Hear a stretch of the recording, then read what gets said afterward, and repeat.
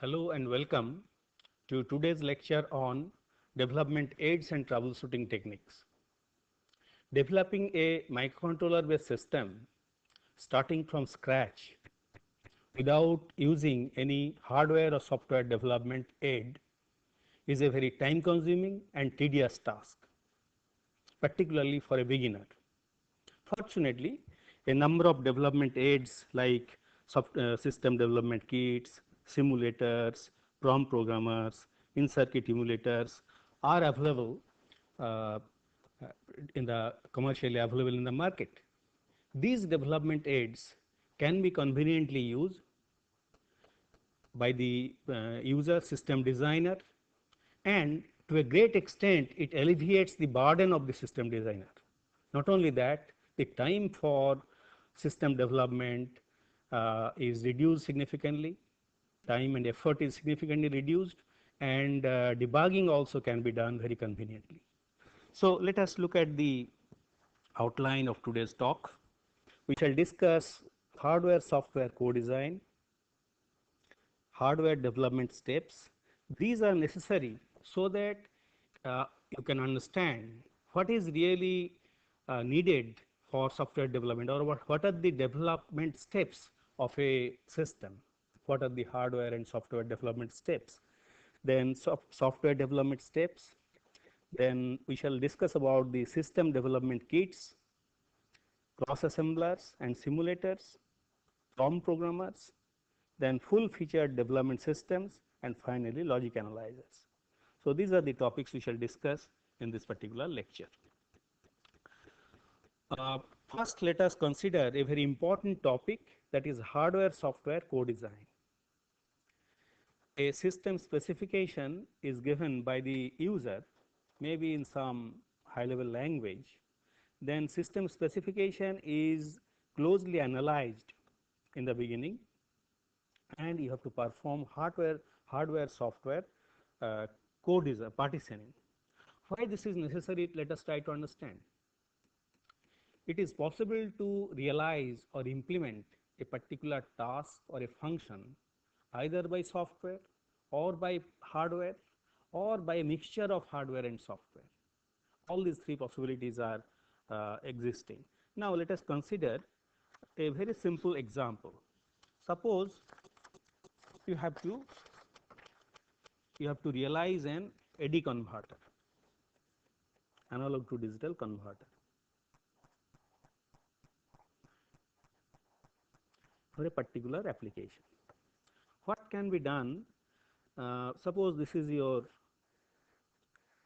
microcontroller, and here is your ports, so P1, and you can straight away interface on analog to digital converter, ADC.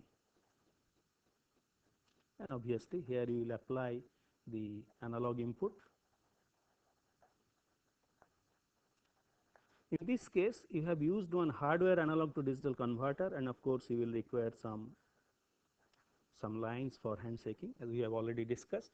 So if this particular approach is used, here the hardware cost is high,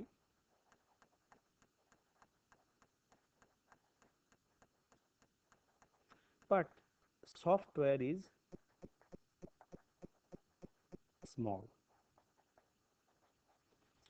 Another alternative is, instead of this, you can implement the same thing with the help of one digital to analog converter. So you can use one DAC, digital to analog converter.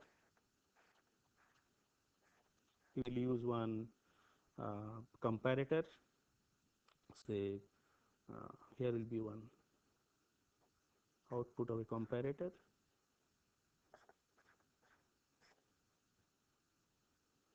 Sorry, I think let me use another page.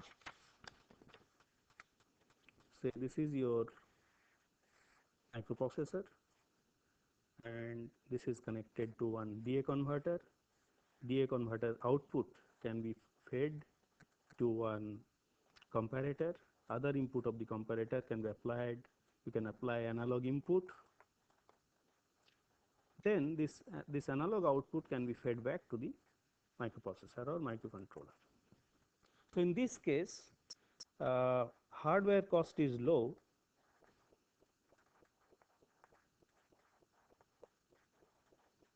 but software overhead is high.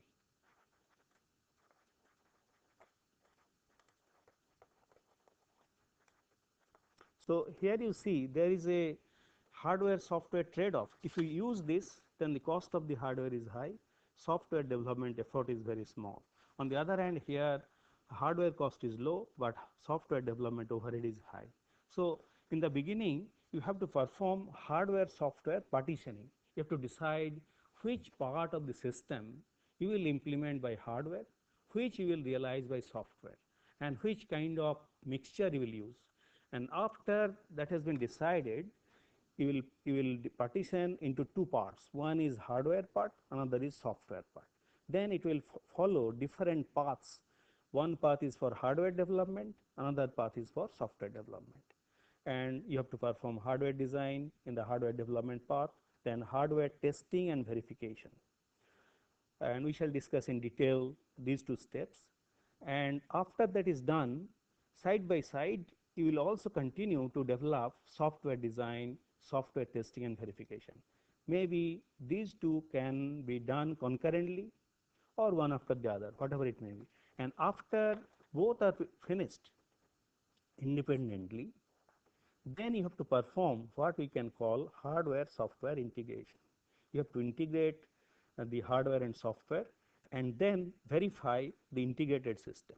This is the typical hardware software co-design technique that is used in the development of microprocessor and microcontroller based system. Now let us consider the hardware design flow. What has to be done?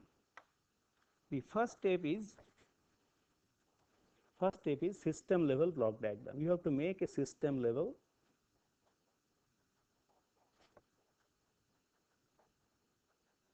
block diagram. How will you do?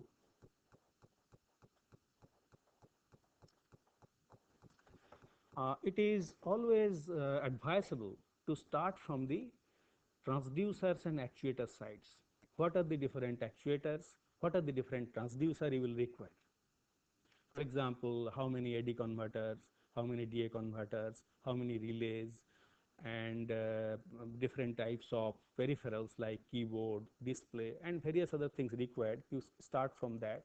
Based on that, you have to find out how many I/O ports are needed. Then you have to find out how many peripheral chips are required to implement the I/O ports. And after that is done, you have to identify the RAM required, ROM required. RAM is required for storing data, ROM is required for storing the program. That is, sizes of RAM and ROM has to be identified. And after that, you have to identify which particular microcontroller will serve your purpose. As you know, there exist varieties of microcontrollers and microprocessors. You have to identify which particular type satisfies your requirement, whether you require a 8-bit microcontroller or a 16-bit microcontroller. That decision you have to make. Then after that is done, you have to essentially select component. You have to perform component selection. By component selection, we mean which particular microcontroller you will use, which particular RAM chip you will use, which particular RAM chip DA converter you will use or AD converter you will use, which particular transducer you will use. These are the various decisions you have to make based on the cost, performance, and your requirement. So, this is your component selection phase. After the component selection is done and system level block diagram is available, using these two you can make an interconnection diagram.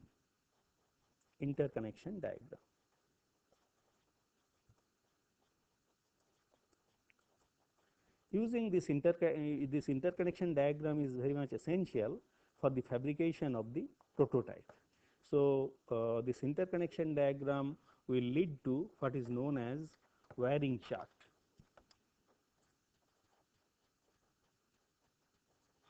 This wiring chart can be used by the designer to build a prototype.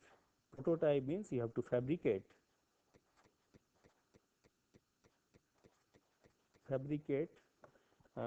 either on a PC, on a PCB printed circuit board, or on a breadboard.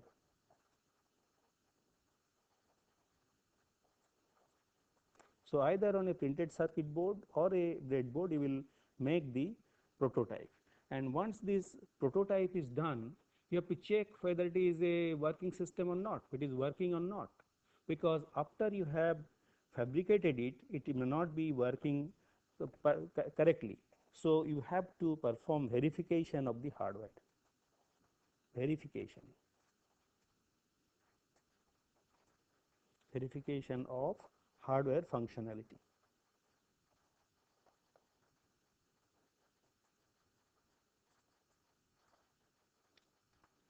Now, you will be asking a question, how do you verify the functionality of the hardware? Obviously, you have to test it, and for that purpose, we shall see you will require some development aid. And if it is not working, you have to use some troubleshooting technique. So using some development aid and troubleshooting technique, you can verify the hardware functionality. Suppose the hardware is not working, or a particular component is not properly selected. So you may have to go back to again component selection phase.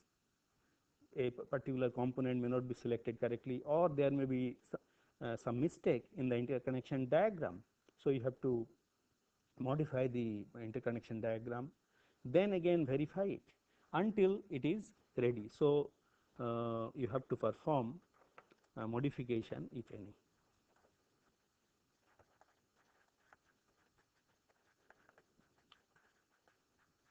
So until the hardware is fully ready, fully operational, you have to continue, you have to use this loop. This can be explained with the help of a flow chart also. So I have essentially shown different steps of hardware design flow.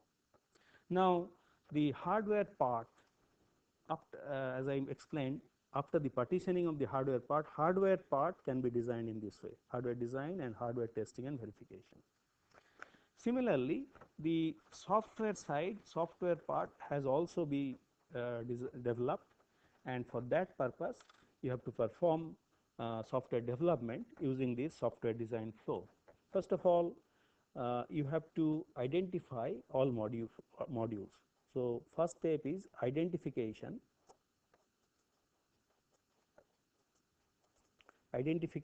of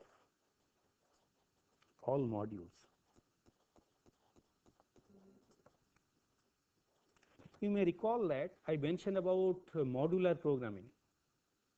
You have to partition a big task into several modules, and there will be some kind of hierarchical diagram with the help of which these modules will be interconnected to show their interrelationship. So that is the first thing that you have to do. You have to identify the modules. Maybe it will be like this: there will be a main program, and this main program has to be connected to a number of other modules. You may call them as subroutines, and these modules may again use several other subroutines. So this type of hierarchical diagram will be necessary, so that you have got several such modules. Main program is one module. You have got other modules in this level and other modules in this level.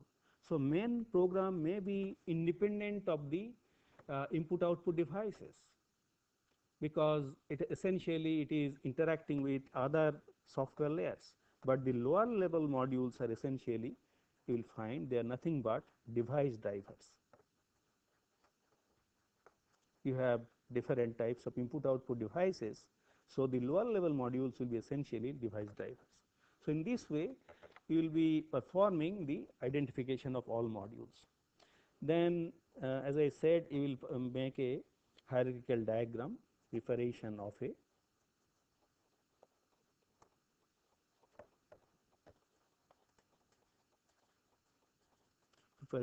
hierarchical diagram, as I have explained.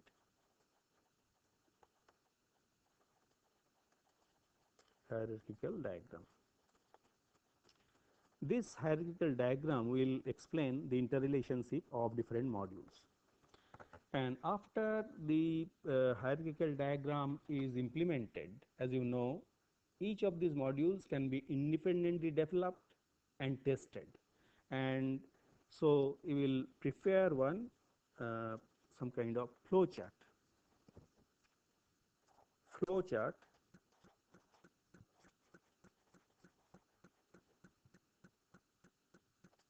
of of each module. So for each of this module, you will prepare a flow chart which will show the algorithm or the steps of operations to be performed by each module, so that the next page, that is your coding, is coding can be done. So next step is coding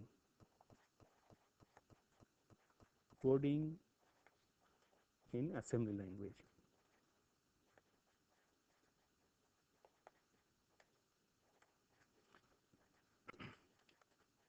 Although I am explaining in this way that it is in assembly language, but it is not always necessary to implement them in assembly language. It may be possible to write program even in higher level language like C or Pascal, provided you have necessary compiler and other facilities or other development aids, as we shall discuss later. So you have to do the coding based on the flowchart or the algorithm for each of these modules. And obviously, after this coding is done, you have to perform verification whether it is working correctly or not. Verification of of software or program using suitable development aid.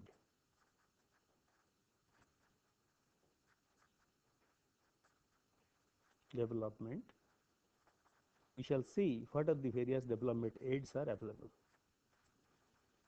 So this is the typical software design flow that you have to perform, and then you have to, as I said, you have to perform hardware software integration and verification. Now, what are the development aids and troubleshooting techniques available? Let us try to understand.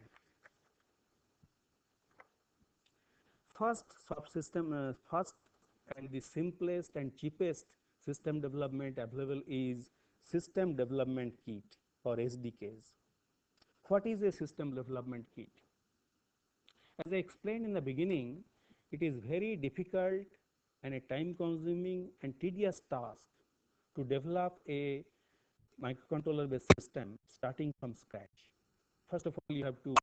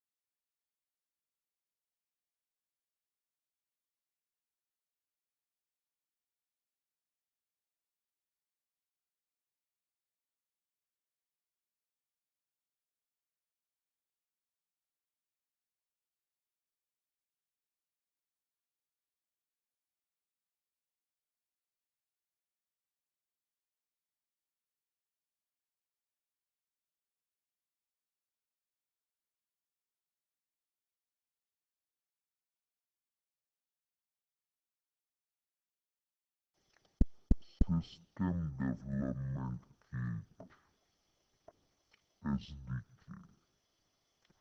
Here you see this particular system development kit has got is for 8051 microprocessor microcontroller. So you have got the 8051 microcontroller that is present. Then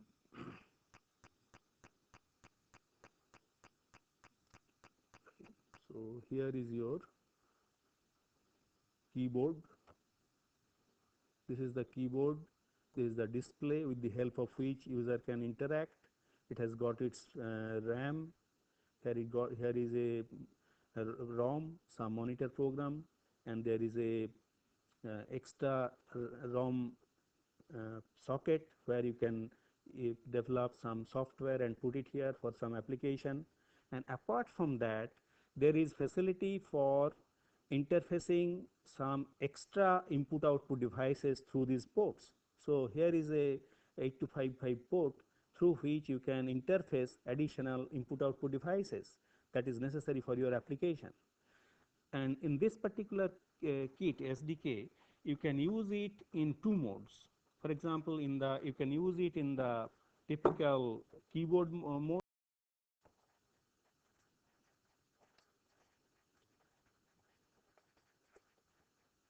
So in this typical keyboard mode, there is a monitor program, as I explained. There is a monitor program which provides you a number of functionalities. And since it is a working system, with this working system gives you the facility for entering your program, testing your program, and the typical monitor comments are, say, substitute memory,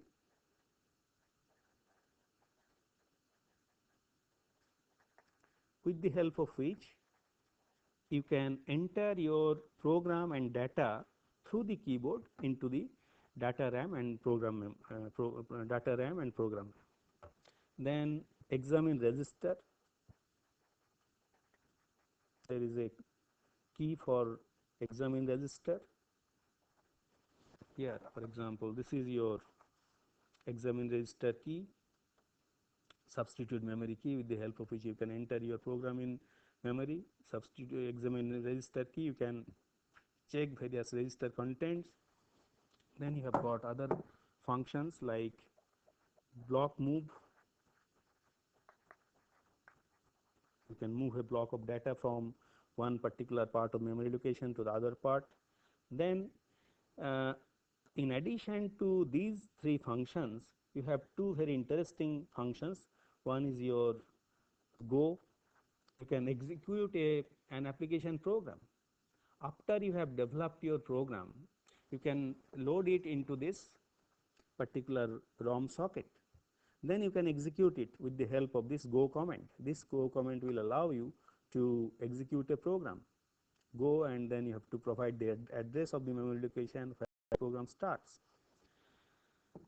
So you can test a program with the help of this go command, or there is another facility that is called single step.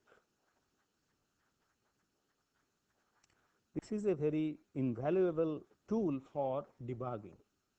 Suppose a program is developed and it is not working.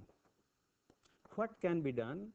Each instruction can be executed one at a time, and then you can interact with the system and check whether the outcome after executing an instruction is correct or not. So if you have got a program, say big program, you can start from one end and then keep on executing one instruction and checking after each execution of an instruction. You can check the memory locations, contents of memory locations, contents of registers, and so on. So these are the functions you can perform in the keyboard mode. Of course, this particular kit has got another additional facility. You can use it in serial communication mode. Serial mode. In that case, the same kit can be used to connect to a PC, printed personal computer, and then the personal with the help of the keyboard and monitor video of the personal computer, you can interact with this particular kit. And in that case, you have got many more functions. You can store your data, you can display your data. There are various comments like display your data. You can edit data. Display means display from memory locations, registers, serial bit lines, bit memory, registers, everything can be done. And then you can do single stepping, as I have explained. Single step you can perform in that case also. Then you can do you can execute your program, go execute program in full speed up to the end, or you can perform uh, execution. Suppose this is your program, you can start from here, and at certain points you want to check. You can call them as breakpoints. So this breakpoint allows you to execute up to this point and then check the contents of memory locations and registers and verify whether uh, it has worked correctly up to that point. So this is another development aid that it provides. Then you have got other facilities like clear breakpoint,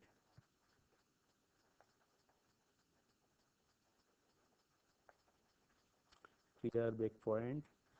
Uh, then you can do uploading of program. Suppose with the help of that PC, you have developed one program using that assembler, you have developed a program. That program can be downloaded to your kit, that means system development kit, through the serial line, or you can upload some program from here to the PC. So you have got both the facilities, upload and download facilities. Upload and download facilities. Then another important facility is assemble and disassemble.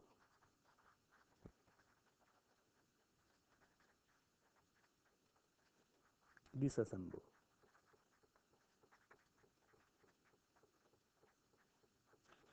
Say whenever you have written program in assembly language, you can do the convert it to machine language by using this assemble code, assemble command.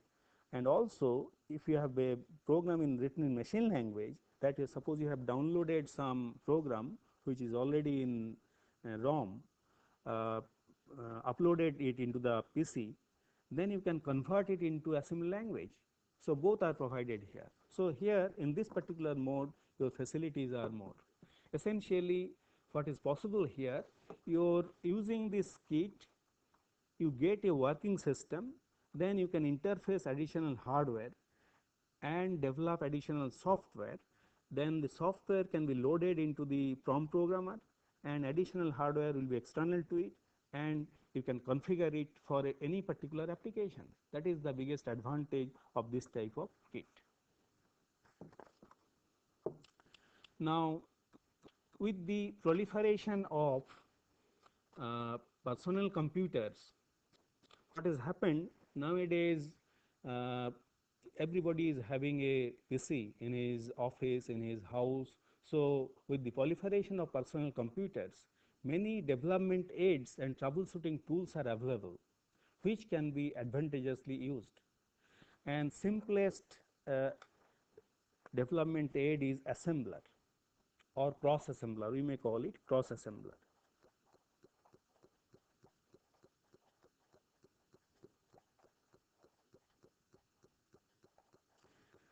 Actually, the development aid that is available is a combination of three softwares. Three softwares are uh, Number one is editor, second is assembler,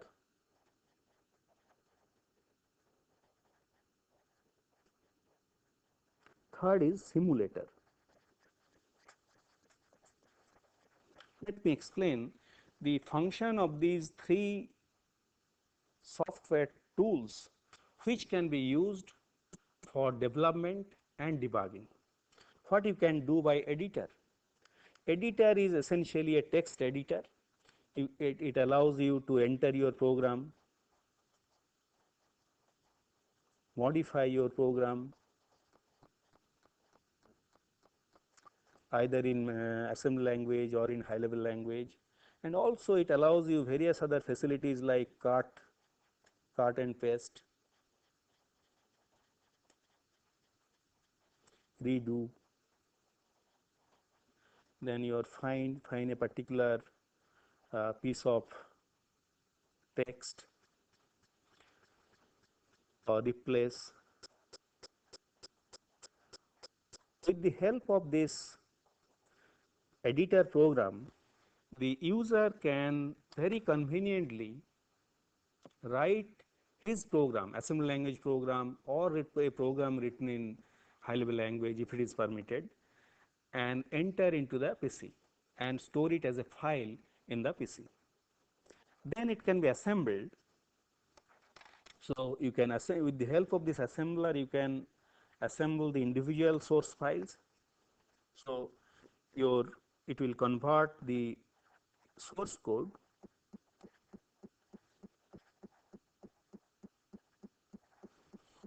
to object code. So individual source code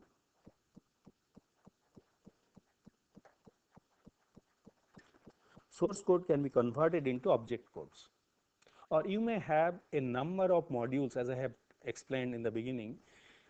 You may have written several modules.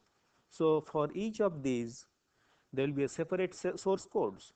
This will be one piece of module software. This is another piece of software. This is one assembly language program. This is another assembly language program. This is another assembly language program.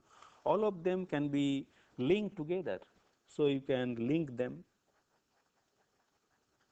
and then finally load them for execution in the program. Now, what this simulator does, your program is now ready for execution, and obviously you can the kind of facilities that was provided by the SDK, system development kit, is not available here because you don't have that particular microcontroller. In the SDK, you are having that microcontroller. You are having the microcontroller, and with the help of the microcontroller, you are able to execute your program. But in the in the personal computer, you don't have your microcontroller. So a software simulates the function of the simulates the resources of the microcontroller. The microcontroller, as you know, has got a number of resources. It has got its processor, the CPU, various resistors, I/O ports. All these resources are simulated. Then in that simulated environment, you can execute your program. So in the simulated environment, you can execute your program, and obviously in the simulated mode, you have got a number of functions like you can use the single step,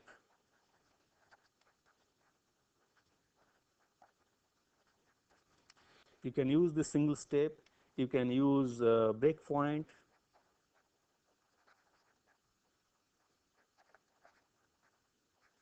you can perform normal execution, and various other functions. Not only that, as the program is executed, suppose this is the screen of the video display unit. This is the screen of the video display unit. So, the simulator provides you multiple windows. Suppose here is a window that gives you the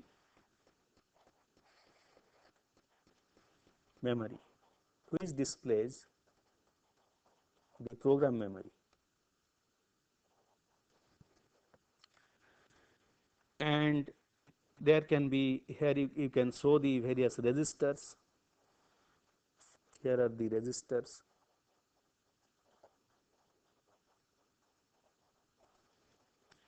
You can show the I/O ports, different ports. Say you have got, let's assume there are 4 ports: P0, P1, P2, and P3.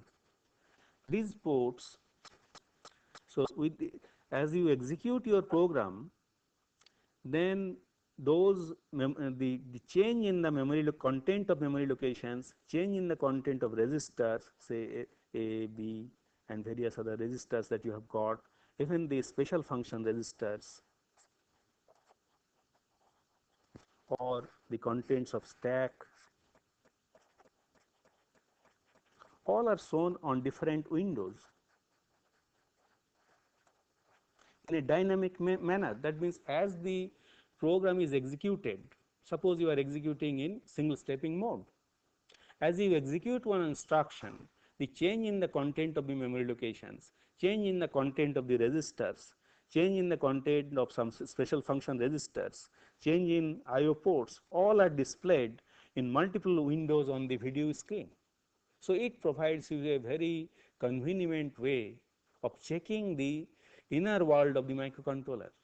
So, this is the simulated environment, and in this way you can after execution of each instructions, not only you can see, but you can modify content of some memory location, content of some registers, content of some special function register. You can see what is the status of the stack, and also what is the status of different ports. So, this simulator provides a very invaluable tool for system development and debugging.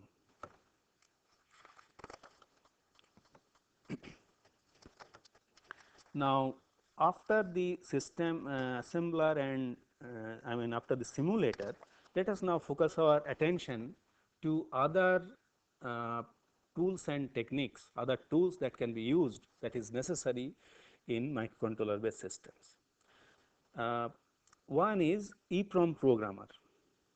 As you know, in all microcontroller based applications, the software has to be ROM based or firmware based.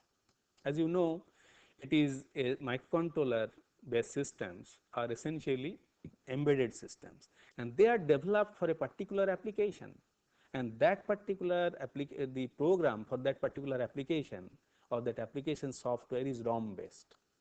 So, you will always require some Prom to be programmed. The nowadays, of course, the you have got a varieties of Proms, Eeproms, and not only that, you can use flash memories. So, those programming facility for Proms and flash memories must be available, and fortunately Eeprom programmers are available in different sizes,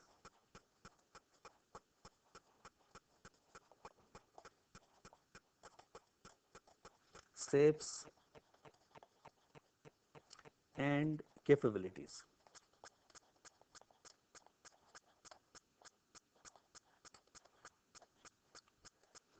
And the Eeprom programmers can be either standalone,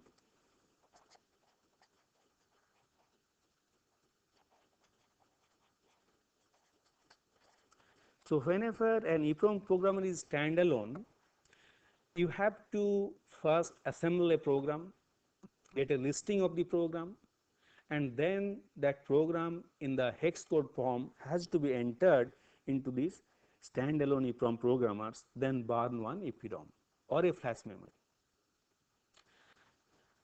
However, nowadays PC based Eeprom programmers are also available. where a personal computer can be used to develop the program. Then it is converted into Intel hex format and can be downloaded into the Eeprom programmer, and you can burn the Prom.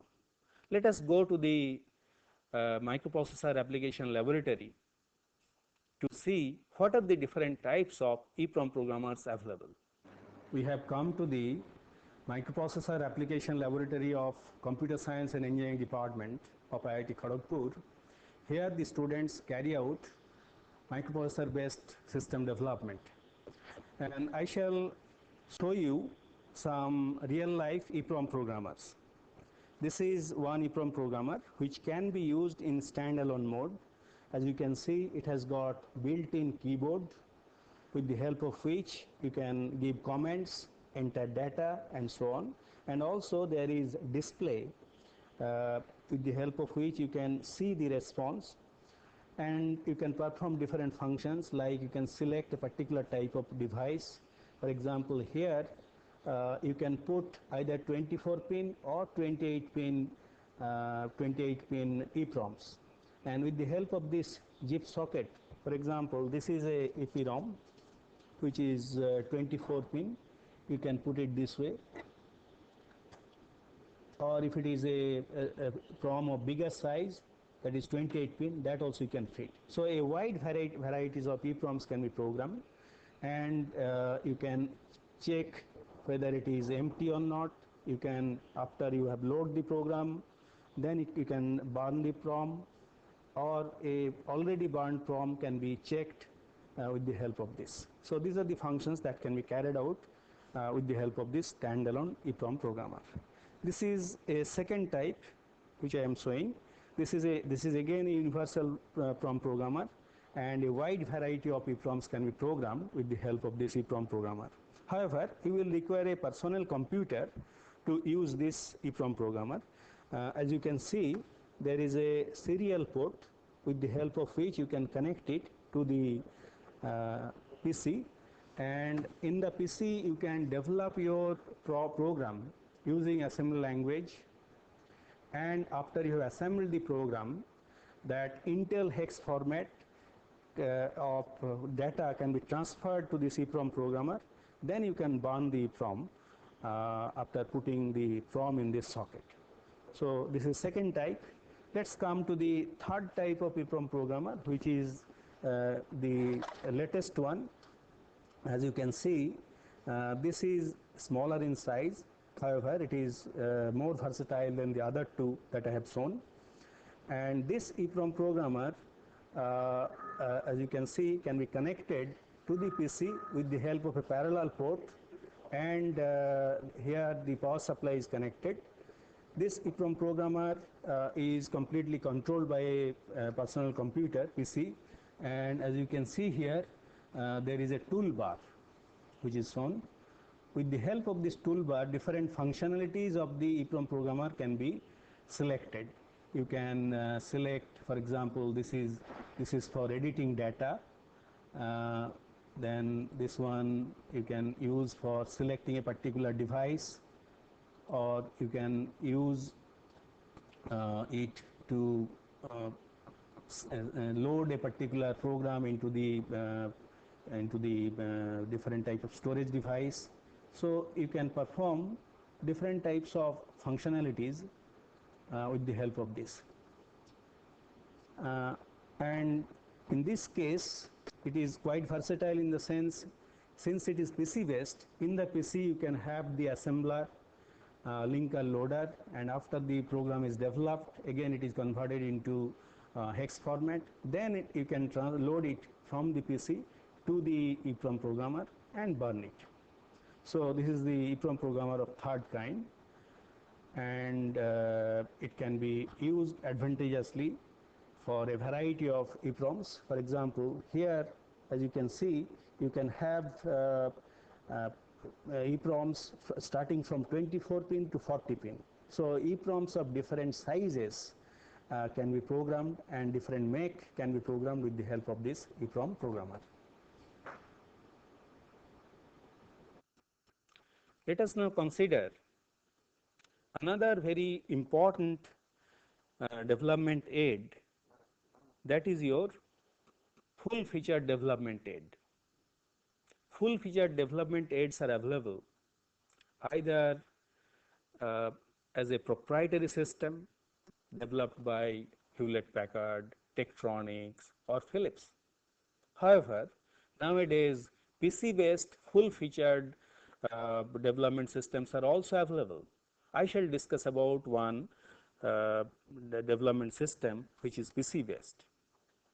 Obviously, it will have all the functionalities of a PC, that means it will have the CPU, ROM, RAM and all the other facilities. You will also require one video, keyboard,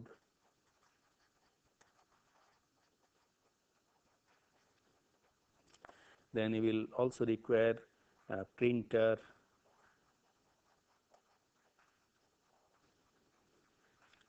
and Eeprom Programmer can also be interlinked to it.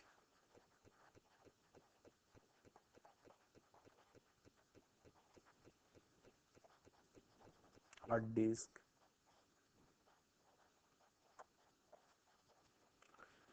or floppy disk. And another important requirement is in circuit emulator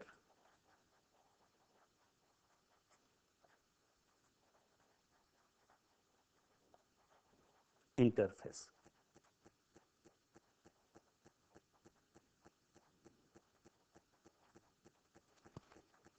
So, these are the various subsystems which are present in a full featured development system.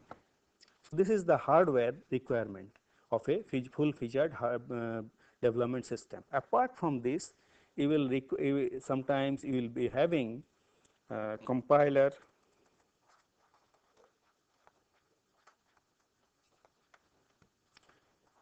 editor, as I have explained, then assembler. These are the softwares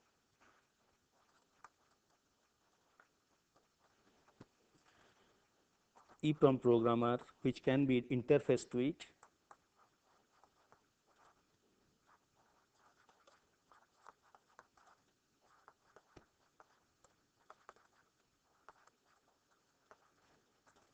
And what this particular PC based system distinguishes it from other PCs is this particular piece of hardware.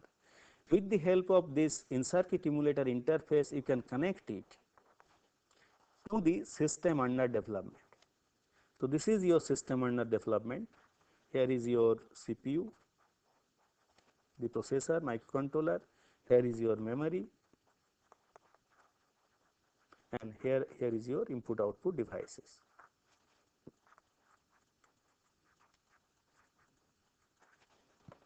Now,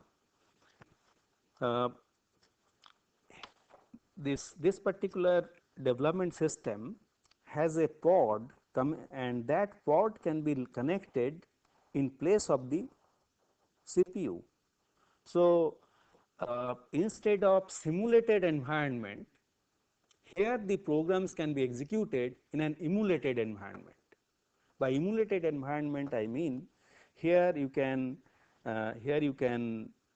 check what are the actual contents of these memory locations, not the simulated memory, but the actual memory. This is your system under development. So, this is your system under development.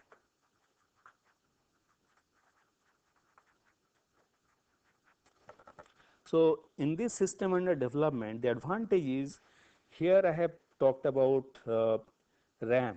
In addition to the conventional RAM where you can store files, there is a emulation memory.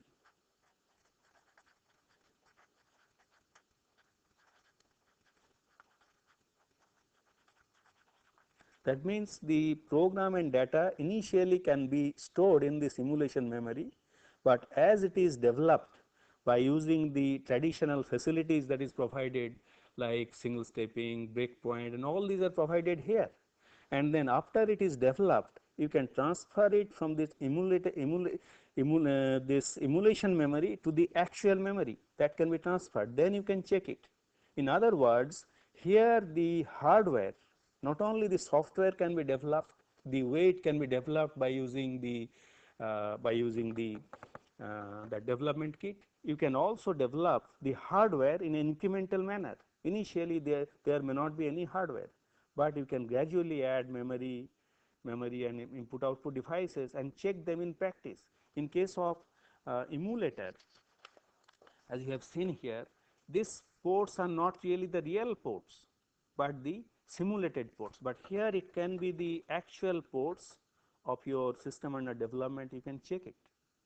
Let us go to the microprocessor development lab to have a look at the uh, um, development system, a in-circuit emulator based development system. This is a PC based in-circuit emulator.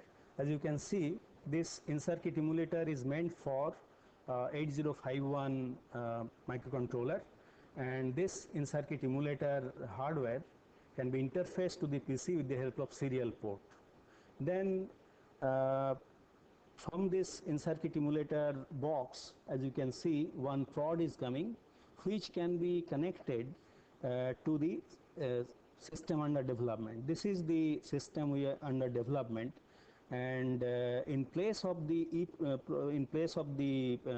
processor, that is 8051, we have inserted this particular pod. So through this pod, this in-circuit emulator can see different, it provides a window to the different hardwares that is connected to this board. So with the help of this in-circuit emulator, you perform hardware development, and also you can do software development, as you have already discussed. Finally, our discussion will not be complete if I do not mention about another important debugging tool, that is logic state analyzer.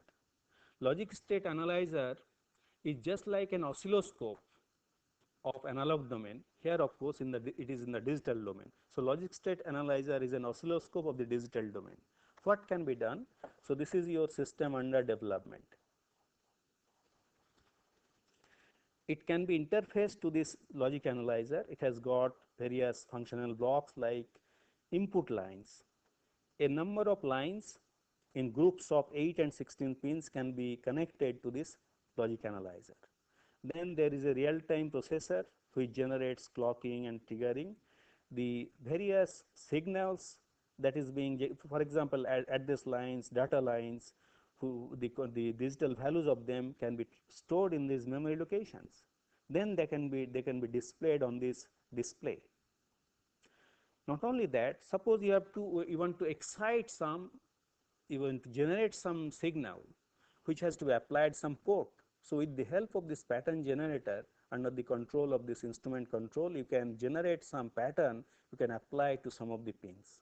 So you can generate some signal which can be applied to some of the pins, and you can look at the responses of different pins as you execute the program at this line, data lines, port lines, and you can store them in the memory and can display them.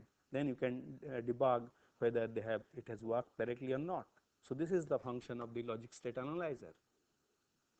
So friends, in this lecture, I have discussed about different development aids and troubleshooting techniques which relieves the burden of system designer, and one can use them very conveniently to develop system in short time and in a very in a very efficient way.